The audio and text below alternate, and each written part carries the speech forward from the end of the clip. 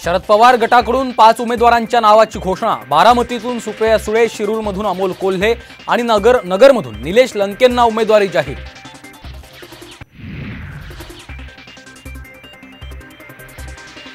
महादेव जानकर महायुतीचे उमेदवार म्हणून परभणीतून लोकसभा लढणार। सुनील तटकरे यांची माहिती। तर जानकरांना विजयाचा विश्वास।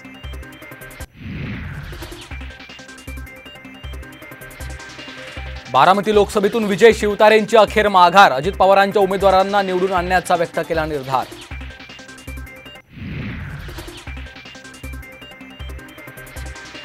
भाजप आणि शिंदे गटाविरोधात शरद पवार गटाची निवडणूक आयोगाकडे तक्रार। स्टार प्रचारकांच्या यादीत पंतप्रधान आणि मुख्यमंत्र्यांचं नाव असल्याने कारवाईची मागणी।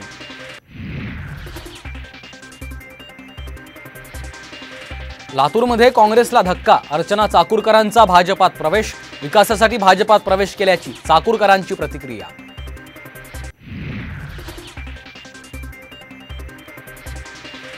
मी बाळासाहेबांचा कार्यकर्ता, ठाकरेंसोबतच राहणार। भाजप प्रवेशाच्या चर्चांना अंबादास दानवेंचा स्पष्ट नकार।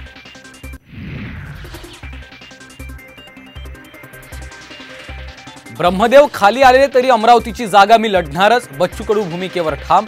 तर आम्ही बाहेर पडावं ही महायुतीची इच्छा असल्यास स्वीकारू, कडूंचं मोठं विधान।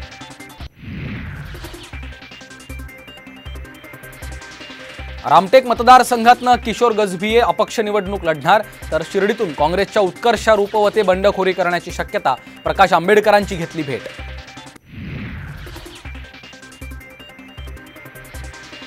लोकसभेत अपक्ष उमेदवार देणार नाही, मनोज जरांगे पाटलांची मोठी घोषणा। तर विधानसभेच्या तयारीला लागण्याचं मराठा बांधवांना आवाहन।